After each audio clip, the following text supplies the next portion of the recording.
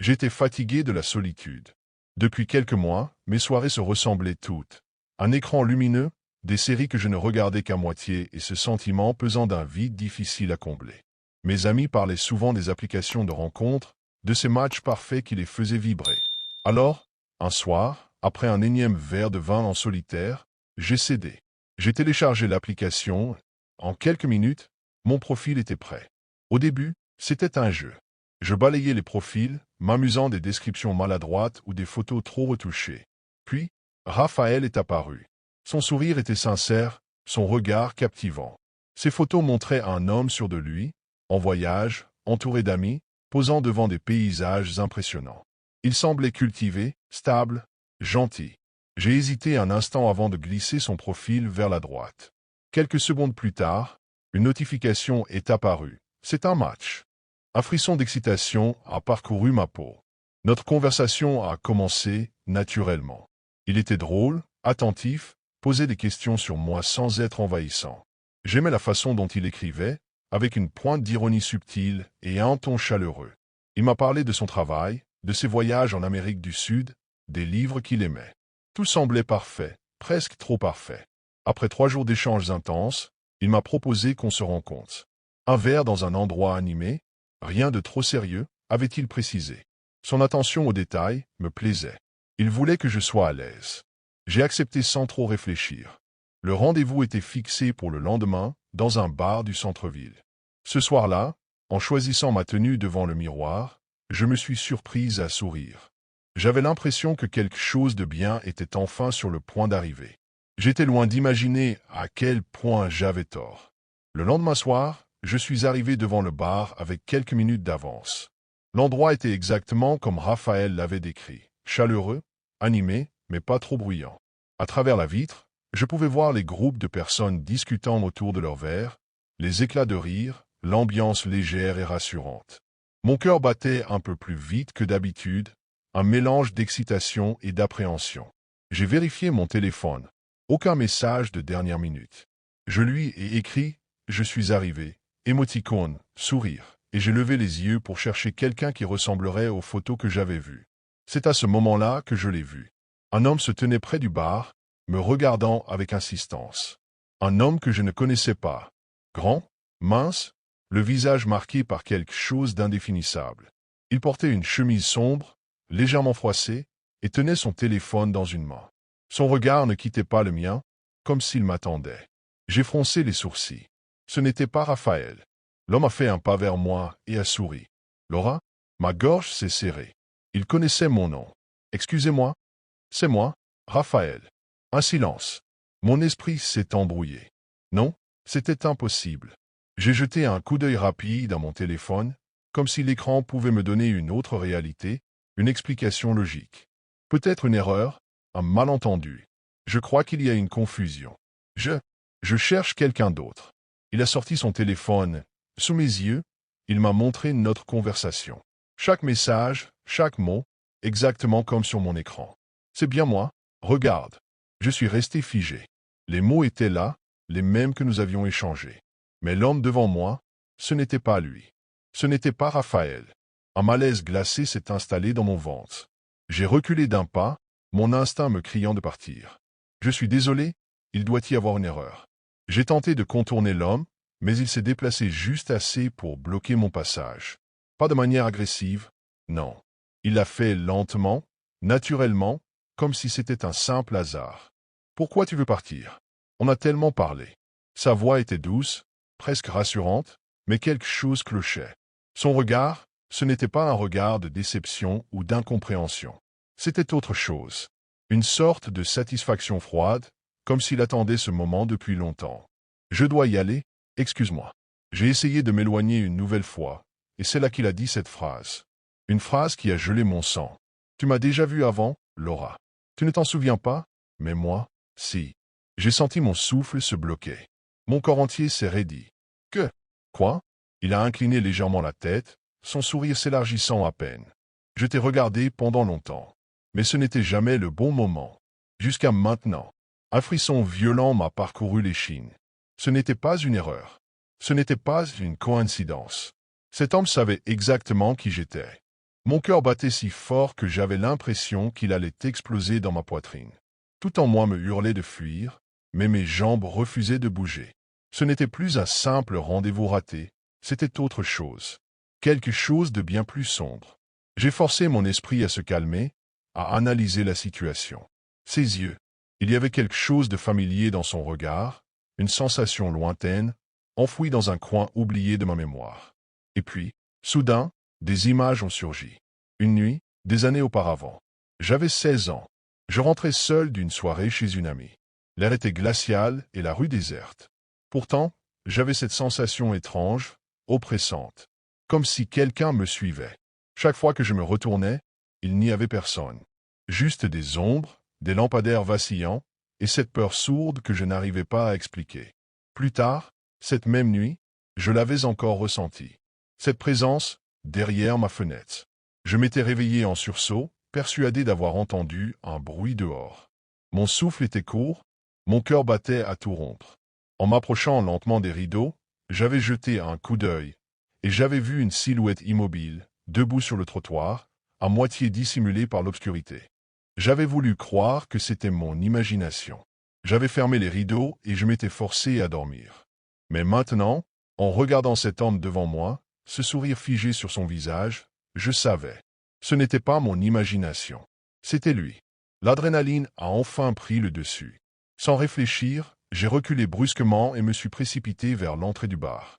Mon cœur battait à un rythme effréné, mes mains tremblaient. Mais je savais une chose, je devais sortir de là. Derrière moi, l'homme n'a pas bougé. Il ne m'a pas retenu, ne m'a pas suivi en courant. Il s'est juste contenté de me regarder, un rictus discret sur les lèvres, comme s'il s'attendait à cette réaction. Comme s'il savait déjà que ce n'était pas fini.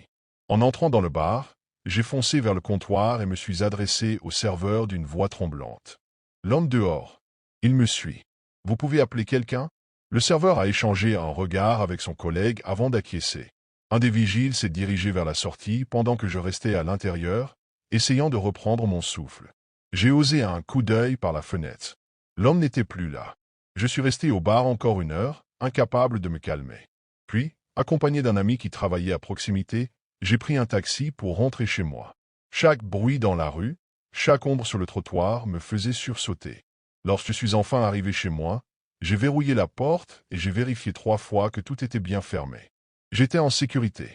Enfin, c'est ce que je voulais croire. Mais cette nuit-là, alors que je tentais de dormir, mon téléphone a vibré sur ma table de chevet. Un message inconnu. D'une main tremblante, j'ai déverrouillé l'écran. C'était agréable de te revoir, Laura. On se revoit bientôt. Mon souffle s'est coupé. Il savait où j'habitais. Je m'appelle Guilherme et cette histoire m'est vraiment arrivée. Cela fait déjà plusieurs semaines que j'utilise une application de rencontre, sans trop d'attente, mais avec une certaine curiosité. Après plusieurs conversations banales et quelques échanges sans intérêt, j'ai finalement discuté avec une fille qui m'a semblé différente. Elle s'appelait Camilla. Son profil montrait des photos d'elle dans des endroits variés. Une plage au coucher du soleil, un café cosy, une bibliothèque remplie de vieux livres. Elle semblait cultivée, intéressante, et surtout, elle savait tenir une conversation. Nous avons parlé pendant plusieurs jours. Elle posait des questions sur moi, sur mes goûts, sur ce que j'aimais faire. Tout semblait fluide, naturel. J'avais l'impression qu'elle me comprenait, comme si elle devinait mes réponses avant même que je ne les formule. Puis, un soir, elle m'a proposé de nous voir. Son message était simple. Pourquoi ne pas venir chez moi? Ce sera plus tranquille qu'un bar bondé. J'ai hésité un instant. D'habitude, je préfère les lieux publics pour une première rencontre, question de sécurité. Mais il y avait quelque chose dans sa façon d'écrire, une assurance qui me donnait confiance. Elle m'a envoyé son adresse, un appartement dans un quartier résidentiel de la ville.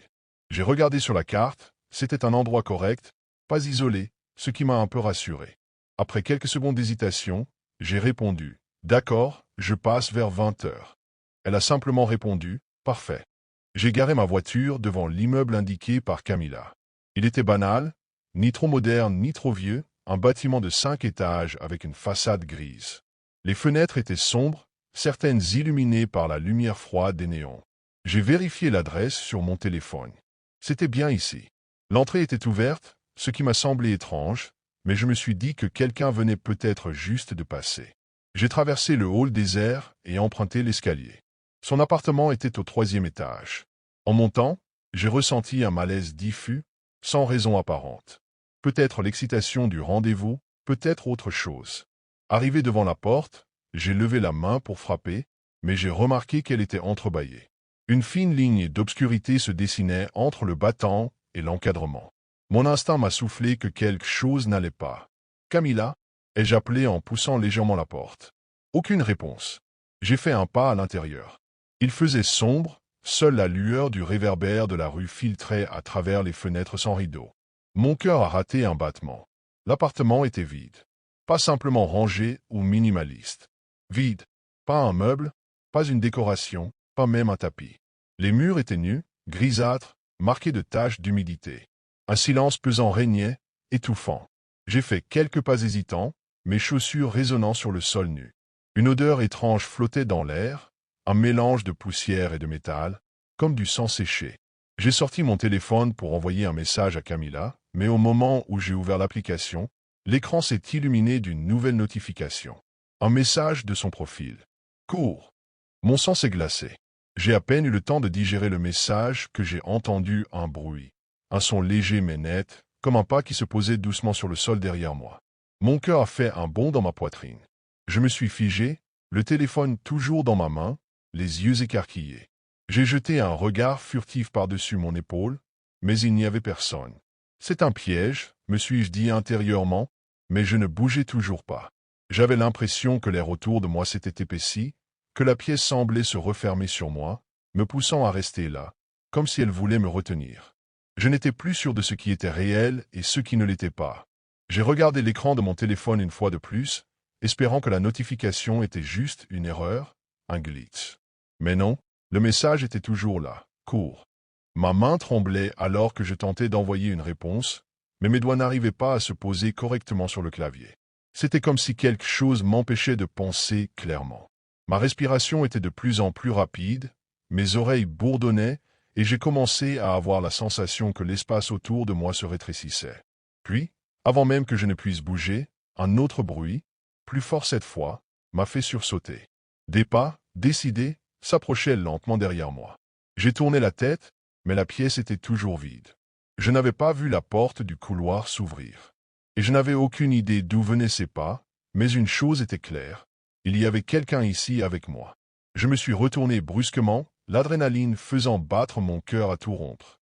Mais tout ce que j'ai vu, c'était l'obscurité qui m'enveloppait, me paralysant dans une terreur froide.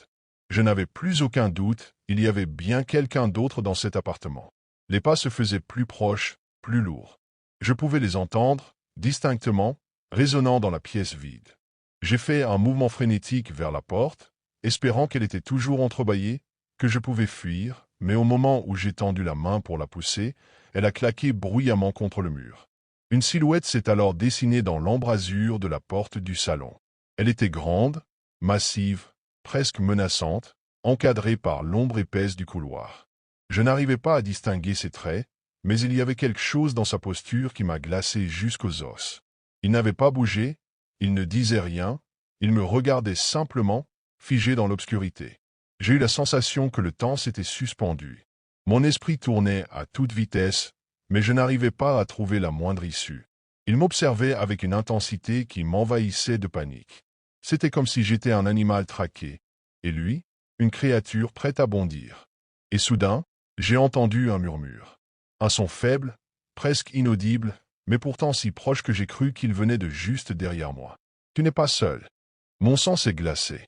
C'était une voix grave, déformée, comme si elle venait d'un endroit profond et obscur. Je me suis retourné en hâte, mais il n'y avait rien. Aucun bruit, aucune silhouette. Seulement l'air lourd et silencieux de l'appartement. Alors, je me suis mis à courir. Vers la porte, vers la sortie. Mais il m'a empêché de bouger. Une force invisible, mais implacable, m'a retenu, me clouant au sol.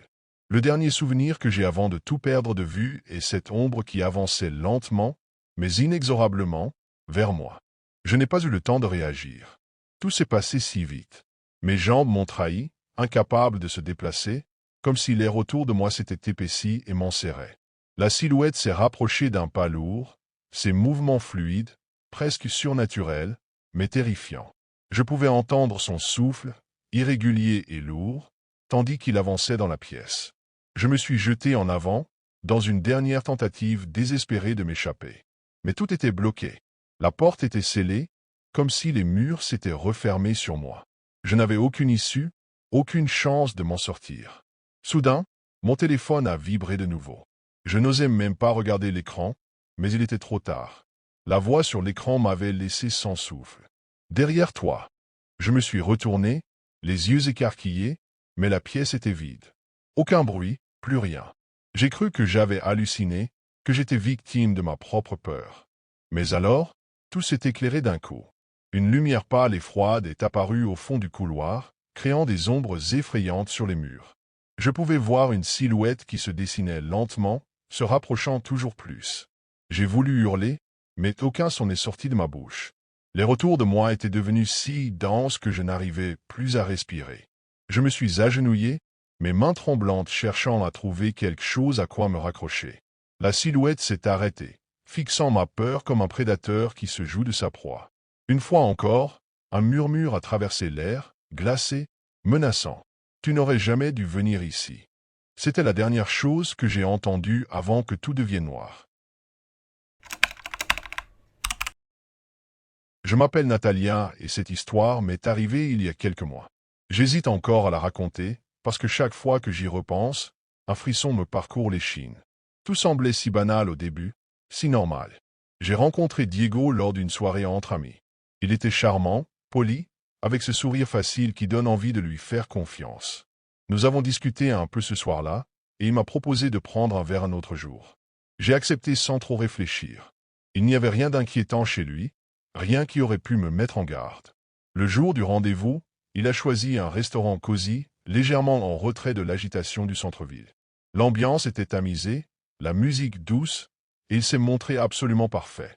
Il posait des questions sur moi, semblait réellement intéressé par mes réponses. Il ne m'a jamais interrompu, n'a jamais regardé son téléphone. À bien des égards, c'était le rendez-vous idéal. Mais il y avait quelque chose, un minuscule détail qui m'a troublé, sans que je sache mettre le doigt dessus.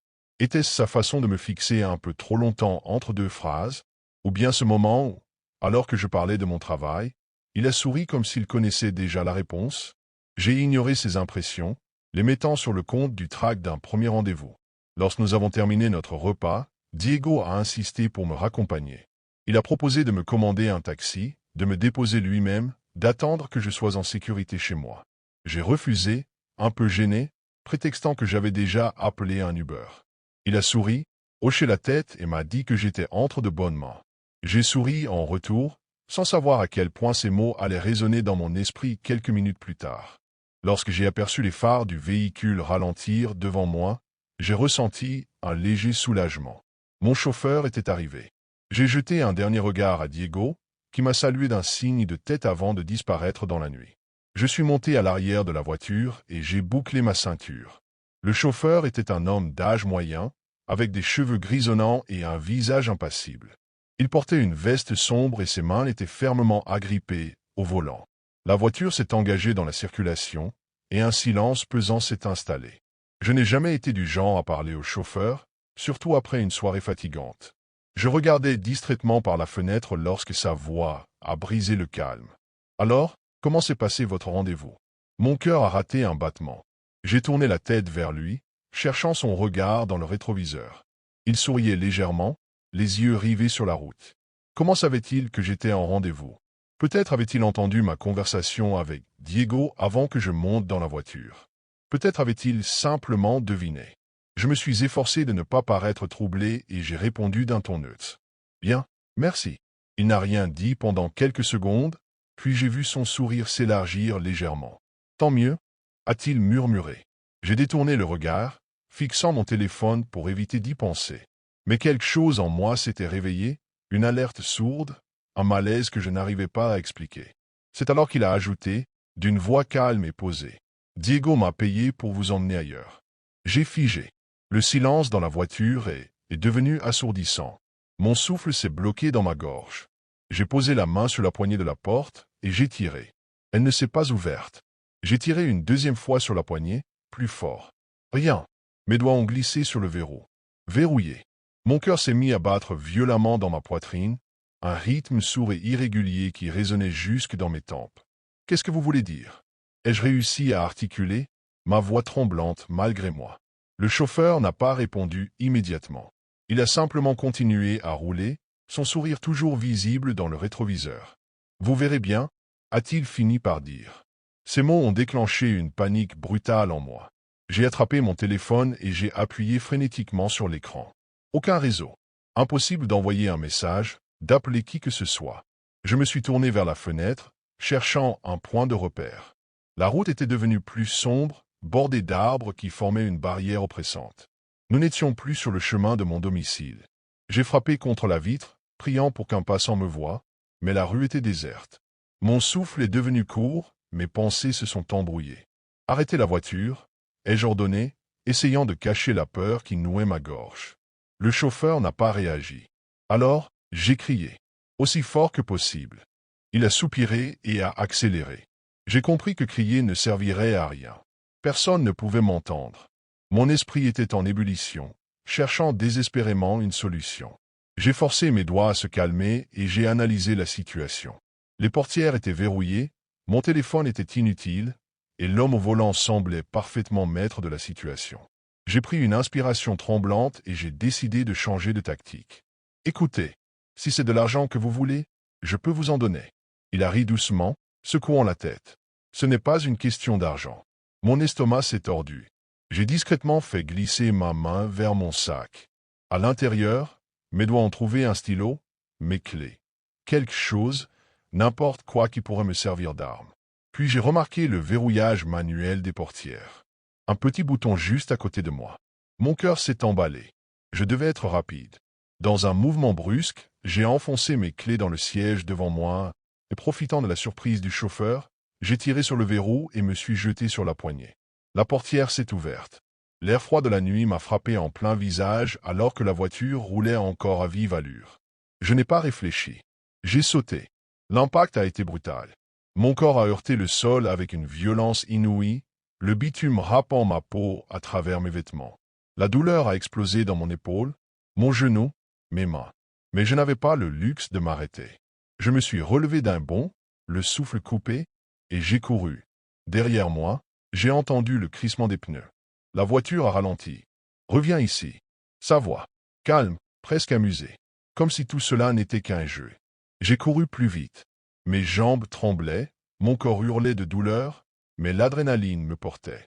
J'ai aperçu des lumières au loin, une station-service ou un commerce encore ouvert. Un endroit où il y aurait du monde. J'ai entendu la portière claquer. Il descendait. J'ai forcé mon corps à avancer encore, à ne pas regarder derrière moi. Quelques mètres encore. Quelques mètres de plus, et je serais sauvé. Puis j'ai entendu un bruit de moteur. Non, la voiture s'est remise en marche. Elle a accéléré. Je me suis jeté sur le trottoir, trébuchant, rampant presque jusqu'à la porte du bâtiment le plus proche. J'ai senti une main effleurer mon bras au moment où je franchissais l'entrée. Le caissier a levé les yeux vers moi, alarmé par mon état. « Aidez-moi » ai-je haleté, les larmes roulant sur mon visage. Derrière moi, la silhouette du chauffeur s'est figée à l'extérieur. Il ne pouvait pas entrer. Pendant un instant, nous nous sommes regardés. Son sourire était toujours là. Puis, il a fait demi-tour, est remonté dans la voiture et a disparu dans la nuit. Je n'ai plus jamais entendu parler de Diego.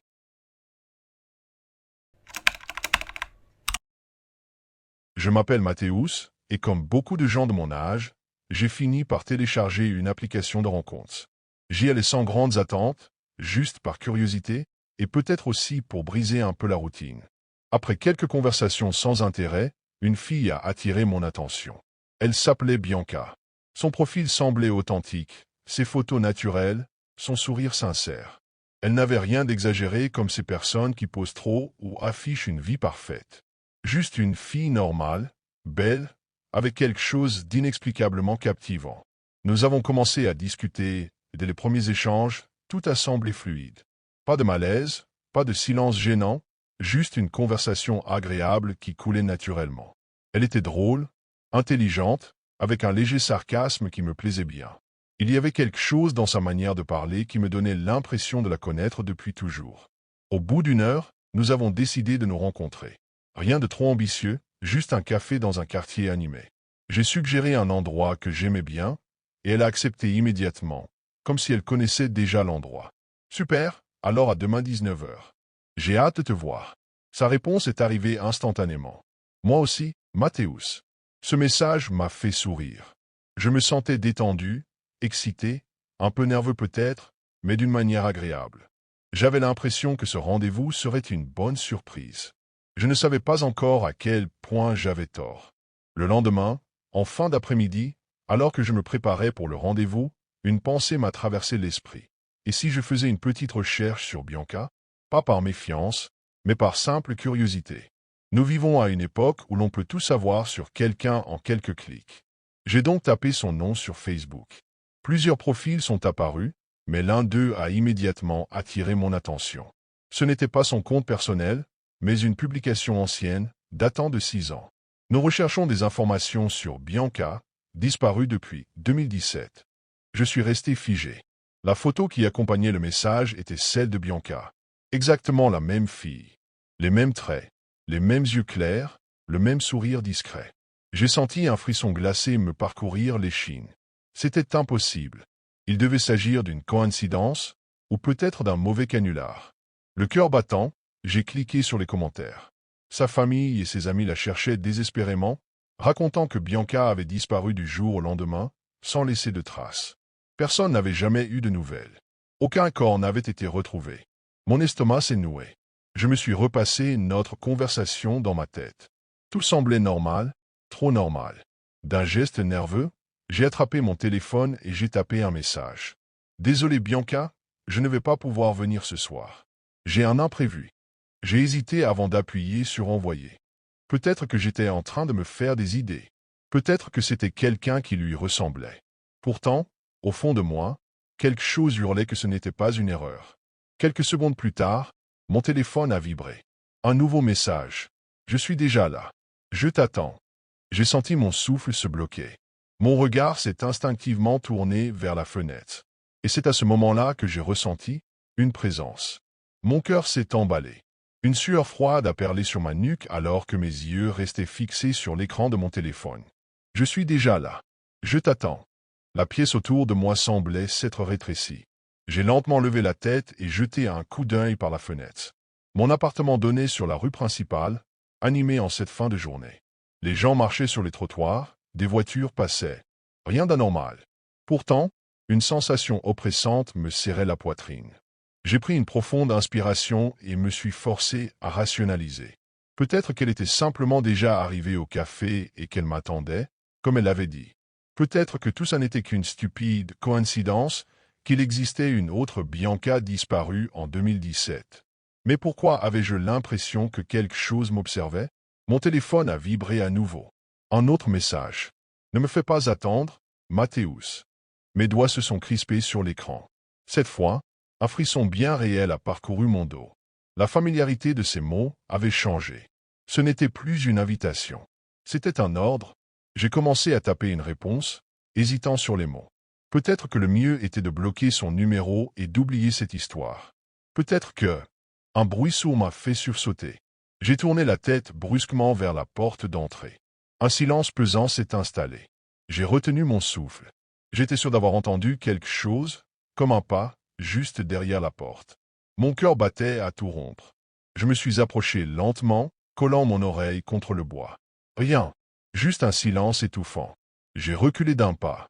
Puis, une autre vibration dans ma main. Un dernier message. Pourquoi tu n'ouvres pas? J'ai levé les yeux vers la porte, et j'ai vu l'ombre derrière. La porte s'est ouverte lentement, presque comme si quelque chose ou quelqu'un voulait que je prenne mon temps pour comprendre ce qui se passait. Mon cœur battait tellement fort dans ma poitrine que j'avais l'impression qu'il allait exploser. Je n'arrivais pas à bouger, mes jambes étaient comme figées, mon esprit en ébullition. Je me forçais à respirer profondément, mais l'air semblait trop lourd. Et puis, elle est apparue. Bianca, ou du moins, c'était elle. Mais quelque chose n'allait pas. Ses yeux brillaient d'une lueur étrange, trop intense, comme si une partie d'elle n'était plus vivante. Il y avait quelque chose de déformé, un vide derrière son regard. Elle me souriait, mais ce sourire était trop large, trop figé, presque comme une caricature de joie. « Tu es en retard » dit-elle d'une voix douce. Mais son ton était trop calme, trop plat, comme si elle ne parlait pas vraiment à un être humain. Elle s'assit, sans même attendre que je lui réponde. Le café autour de nous semblait devenu flou, comme si les couleurs étaient moins vives, les sons moins nets.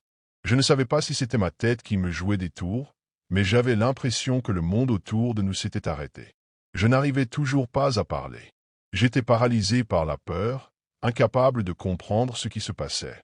Elle leva les yeux et les posa sur moi, son regard devenant plus perçant, plus insistant. « Tu te souviens de moi, Mathéus ?»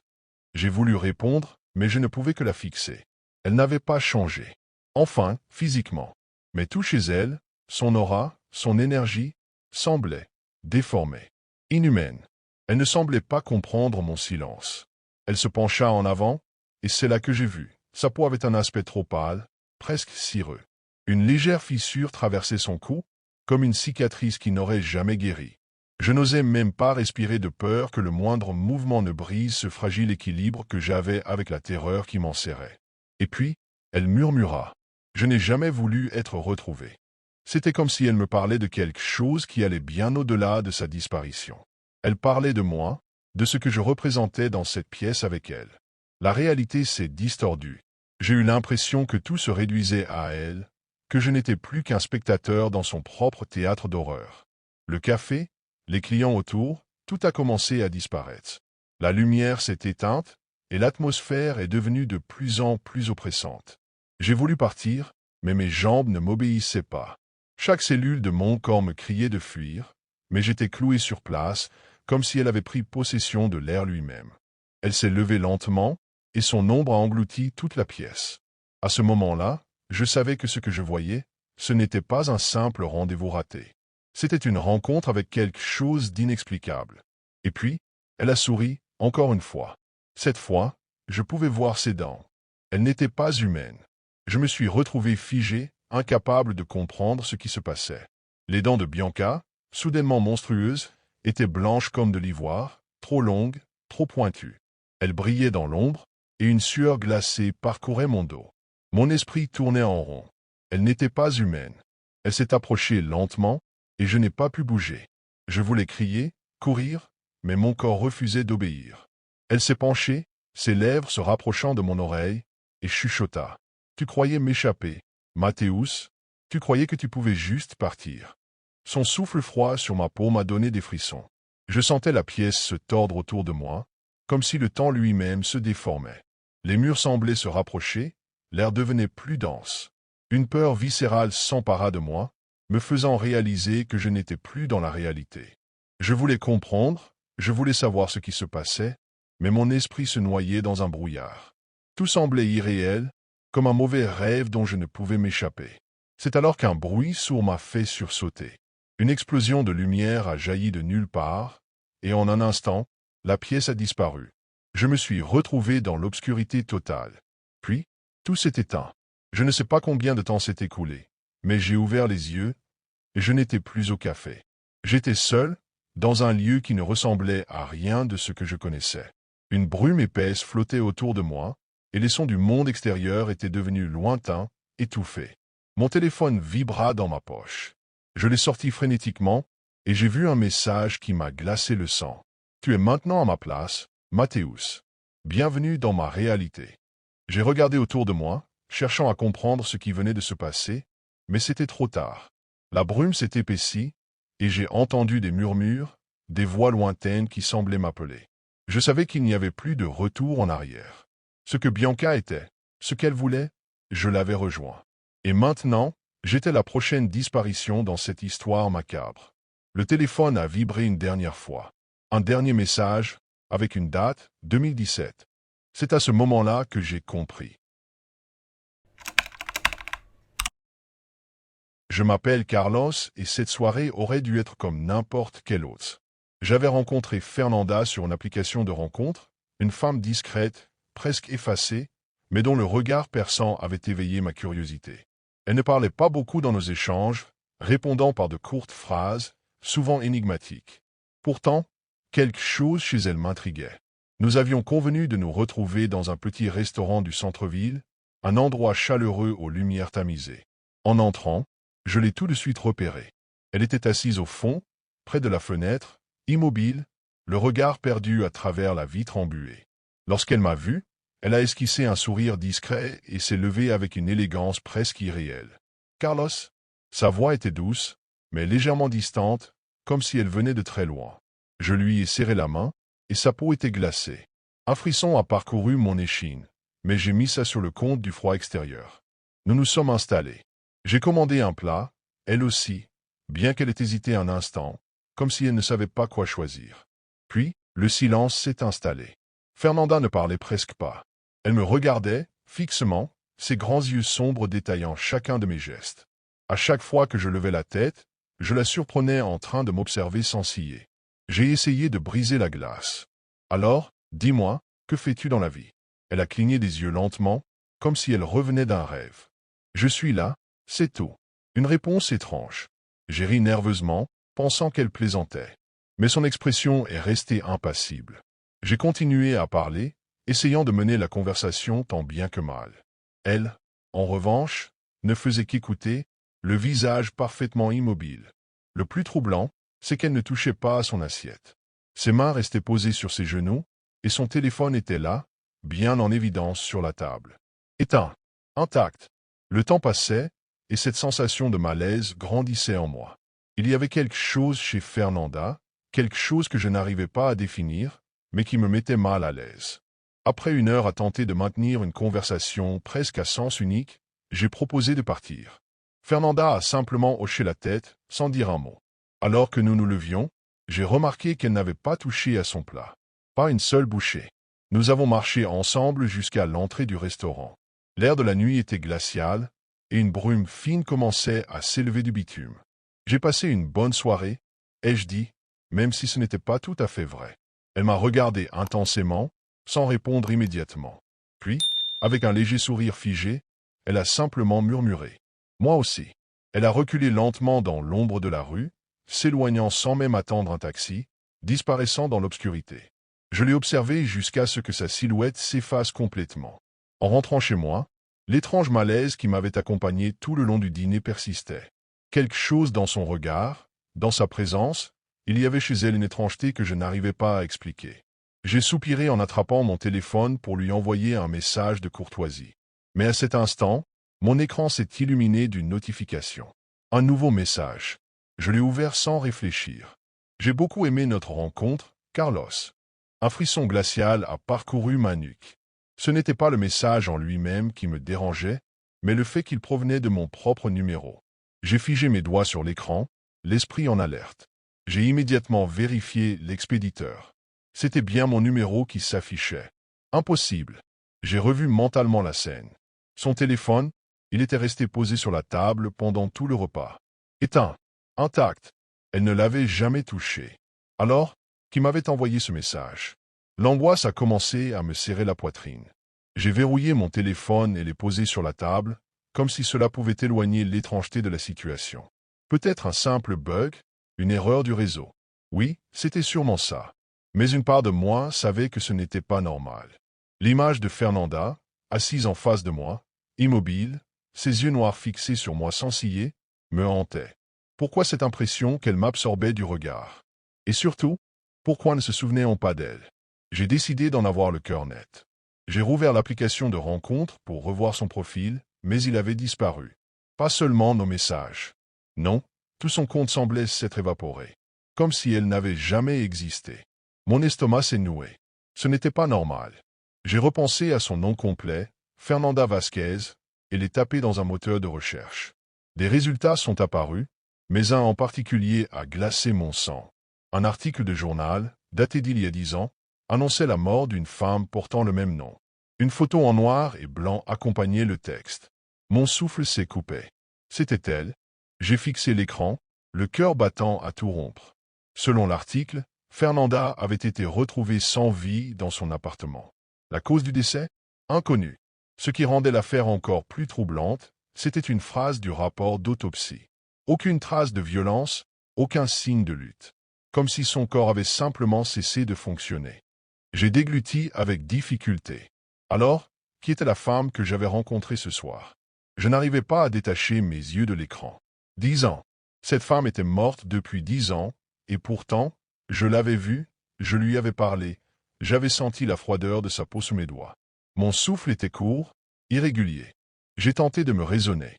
Peut-être une coïncidence, un simple cas d'homonymie, mais la photo ne mentait pas. C'était elle. Soudain, mon téléphone a vibré. Un nouveau message. De mon propre numéro. J'ai hésité avant de l'ouvrir, une sueur glacée coulant dans mon dos. Pourquoi tu m'ignores, Carlos? Ma gorge s'est serrée. Mon premier réflexe a été de vérifier ma porte d'entrée, puis les fenêtres. Tout était fermé. Mais une angoisse sourde me rongeait, comme si quelque chose ou quelqu'un était là, tout près. D'autres messages sont arrivés, l'un après l'autre, en rafale. Tu as cherché mon nom. Tu sais maintenant. Ce n'est pas fini. J'ai voulu éteindre mon téléphone, mais avant que je ne puisse réagir, l'écran s'est assombri tout seul. Puis, il s'est rallumé. La caméra avant était activée. Je me suis vu à l'écran, pâle, terrifié, mais je n'étais pas seul. Juste derrière moi, à quelques centimètres de mon épaule, une silhouette sombre se dessinait dans l'ombre. Immobile, silencieuse. Je me suis retourné d'un bond. Il n'y avait rien. Mais à cet instant, la télévision s'est allumée toute seule, projetant une lueur blafarde dans la pièce. L'écran était noir, jusqu'à ce qu'une image apparaisse. Une rue déserte, un lampadaire clignotant, le restaurant. La scène était granuleuse, comme filmée par une caméra de surveillance. Je pouvais voir l'entrée du restaurant, la brume s'élevant du sol, et une silhouette féminine, debout sous la lumière tremblotante. Fernanda. Elle me tournait le dos, immobile, la tête légèrement penchée. Puis, lentement, très lentement, elle a tourné la tête de côté, comme si elle savait que je la regardais. C'est alors que j'ai entendu un bruit derrière moi. Un murmure. Tout proche. Je suis là. Mon cœur s'est arrêté. Le murmure était juste derrière moi. Une voix douce, presque affectueuse, mais teintée d'une froideur inhumaine. Je me suis retourné d'un coup, le souffle coupé. Rien. Juste mon salon plongé dans une obscurité angoissante, à peine troublée par la lueur vacillante de la télévision. Mais mon téléphone a vibré à nouveau. Cette fois, un message audio. J'ai hésité. Je savais que je ne voulais pas entendre ce qu'il contenait. Mais mes doigts tremblaient, malgré moi, j'ai appuyé sur lecture. Au début, il n'y avait qu'un silence profond, entrecoupé d'un bruit de souffle, puis un grésillement étrange, comme une voix étouffée. J'ai monté le volume. Et alors, j'ai entendu mon propre nom. Carlos. Un frisson glacé m'a traversé l'échine. C'était un chuchotement. Lent, presque intime. Comme si la personne qui parlait était juste à côté de mon oreille. Puis, une phrase a suivi. Regarde la porte. Mon souffle s'est bloqué. D'un geste lent, terrifié, j'ai tourné la tête vers l'entrée de mon appartement. La poignée de la porte bougeait, très doucement, comme si quelqu'un essayait d'entrer. Un clic a résonné.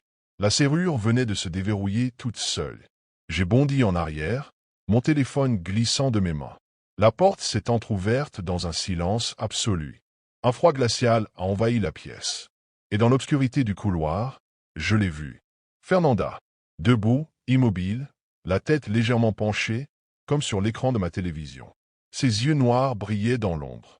Elle m'a regardé un long moment. Puis, sans bouger les lèvres, sa voix a résonné tout autour de moi. Tu m'as trouvé, Carlos. Maintenant, c'est moi qui vais te chercher. La lumière a explosé. Mon écran de télévision a grésillé furieusement. Tout se mit à trembler dans un vrombissement assourdissant. Et puis, le noir. Le silence. Quand j'ai rouvert les yeux, j'étais seul. La porte était fermée. Mon téléphone affichait l'écran d'accueil, comme si rien ne s'était jamais passé. Mais sur l'écran verrouillé, un dernier message clignotait. Un message envoyé depuis mon propre numéro. À bientôt. Je m'appelle Amanda, j'ai 27 ans, et jusqu'à cette nuit-là, je pensais être une personne prudente. Je n'avais jamais l'habitude de rencontrer des inconnus sur Tinder, mais Daniel semblait différent. Nous avions discuté pendant des semaines, échangé des messages tard dans la nuit, partagé des blagues, des anecdotes personnelles. Il était charmant, cultivé, et surtout, il me mettait en confiance. Ce soir-là, après plusieurs rendez-vous dans des lieux publics, J'avais accepté son invitation à dîner chez lui. Son appartement, situé dans un quartier tranquille, était impeccable. Il y avait une odeur légère de bois et de vanille, et une musique douce flottait dans l'air. Les lumières tamisées et la décoration minimaliste donnaient une ambiance chaleureuse. Daniel s'était montré parfait, comme toujours. Il avait cuisiné un plat délicieux, du vin rouge nous avait doucement réchauffés, et nos conversations avaient coulé naturellement. Il riait à mes blagues, me regardait avec cette intensité troublante, et à un moment donné, j'avais oublié toutes mes appréhensions. La soirée s'était terminée dans sa chambre, entre draps propres et baisers brûlants. Après l'excitation, l'ivresse douce de l'alcool et la chaleur de son corps contre le mien m'avaient bercé dans un sommeil paisible. Mais quelque chose clochait. Dans mon demi-sommeil, une sensation étrange m'avait traversé, comme une présence silencieuse dans la pièce. J'avais froncé les sourcils, tentant de repousser ce malaise irrationnel. Juste l'effet du vin, avais-je pensé, avant de sombrer à nouveau. Un bruit sec me tira brusquement du sommeil. Mon cœur battait encore lentement, engourdi par la fatigue et les restes d'alcool, mais quelque chose n'allait pas. J'ouvris les yeux dans l'obscurité de la chambre, essayant de comprendre ce qui m'avait réveillé. Un silence lourd pesait dans l'air, mais j'avais entendu quelque chose. Un grattement, un cliquetis. Je me redressai lentement, mes muscles encore engourdis. À mes côtés, Daniel dormait profondément, sa respiration régulière. J'écoutais un instant, retenant mon souffle. Peut-être que j'avais rêvé, mais un nouveau bruit me fit sursauter. C'était un son léger, comme si quelqu'un effleurait une surface en bois avec ses ongles. Il venait de l'extérieur de la chambre. Un frisson me parcourut l'échine. J'attrapai mon téléphone sur la table de nuit et appuyai sur le bouton d'accueil. Écran noir. Batterie vide. Je réprimai un soupir agacé avant de me lever doucement du lit, faisant attention à ne pas réveiller Daniel. J'avançai à pas feutrés jusqu'à la porte et posai la main sur la poignée. Elle ne bougea pas. Je fronçai les sourcils et tirai plus fort. Toujours rien. Mon estomac se contracta. Pourquoi la porte était-elle verrouillée? De l'autre côté, mon souffle s'accéléra tandis que mon esprit tentait de trouver une explication rationnelle. Peut-être un vieux mécanisme qui s'était coincé, peut-être que Daniel a verrouillé par habitude. J'hésitai un instant avant de murmurer. Daniel? Aucune réponse. Juste son souffle lent et paisible. Puis, un autre son. Cette fois, plus proche. Un chuchotement. Faible, à peine perceptible, mais suffisant pour que je le distingue dans le silence oppressant de la chambre. Il venait de l'armoire. Et j'entendis distinctement ces mots, soufflés comme un secret interdit. Il fait ça avec toutes. Mon sang se glaça. Je restai figé, ma main toujours crispée sur la poignée de la porte. Avais-je bien entendu? Mon esprit cherchait désespérément une explication logique, mais aucune ne venait. Ma gorge était sèche. L'air semblait s'être épaissi autour de moi, chaque battement de mon cœur résonnant dans mes oreilles. J'avalai difficilement ma salive et jetai un regard vers le lit. Daniel n'avait pas bougé, son dos tourné vers moi. Sa respiration était toujours lente, profonde, presque trop calme. Le murmure, était-il réel? Je me retournai lentement vers l'armoire, mon souffle court. Elle était là, juste en face de moi, grande et imposante, ses portes sombres refermées comme une bouche scellée. Le murmure en était venu, j'en étais sûr. Un pas hésitant, puis un autre. Ma main tremblante s'approcha de la poignée de l'armoire, mais un doute me traversa brutalement. Si je l'ouvrais, qu'allais-je trouver à l'intérieur? Un autre bruit me fit sursauter. Pas un murmure cette fois. Un bruissement furtif, comme si quelque chose bougeait à l'intérieur. Mon cœur cogna contre ma poitrine. Quelqu'un était là. Je reculai instinctivement, mon pied heurtant un meuble dans l'obscurité. Le choc ne fit qu'un bruit étouffé, mais il sembla suffisant pour provoquer une réaction derrière les portes closes. Un souffle, lourd, rassurant à la fois et terriblement inquiétant. Puis, une main apparut. Elle sortit lentement du petit espace entre les deux battants de l'armoire, pâle et osseuse, les doigts tremblants et crispés. Elle s'agrippa doucement au bois, comme si elle peinait à se maintenir. Et avant que je ne puisse crier, une voix faible, étranglée par la peur, souffla à nouveau. Ne fais pas de bruit. Il est réveillé. Je reculai précipitamment, les yeux fixés sur la main qui s'agrippait à l'armoire. Mon corps tout entier était tendu, mon esprit en proie à un tourbillon d'adrénaline et de confusion. Le temps semblait se figer autour de moi, chaque seconde une éternité. La main disparut soudainement dans l'obscurité de l'armoire, mais je pouvais toujours entendre cette respiration frémissante, comme un souffle irrégulier. Je me figeai, écoutant, chaque muscle de mon corps tendu à l'extrême. Qui est là? Demandai-je d'une voix à peine audible. Pas de réponse. Juste ce souffle qui se faisait de plus en plus saccadé. Je jetai un regard paniqué vers la porte. Toujours verrouillée. L'armoire était maintenant mon unique source d'horreur. Mais je savais que si je n'agissais pas, je risquais de rester prisonnière de cette situation. Je me précipitai vers le lit, attrapant l'une des lampes de chevet et la brandissant devant moi, comme si un simple objet pouvait m'offrir une quelconque sécurité. Ma main tremblait tellement que j'avais du mal à la maintenir droite. Puis, d'un coup, la porte de l'armoire s'ouvrit lentement, avec un grincement sinistre. Un froid glacé s'en échappa, me frappant directement au visage, comme si un vent glacé venait de m'envahir. Je pris une grande inspiration, et avec un courage que je n'avais jamais su que j'avais, je m'approchai du meuble. Mon cœur battait si fort dans ma poitrine que j'avais l'impression qu'il allait exploser. Et là, dans l'obscurité de l'armoire, je vis une silhouette. Elle était là, recroquevillée dans un coin, les yeux grands ouverts, fixant le vide. Elle ne bougeait pas, mais ses yeux, terriblement faux, me regardaient avec une intensité dévorante. Elle avait l'air brisé. Il m'a fait ça aussi, murmura-t-elle d'une voix cassée, presque inaudible. Avant que je puisse répondre, elle tendit une main tremblante vers moi, comme si elle voulait me prévenir, mais ses doigts se refermèrent dans le vide. Il ne vous laissera jamais partir. Le frisson qui me traversa à ce moment-là n'était pas seulement dû à la peur.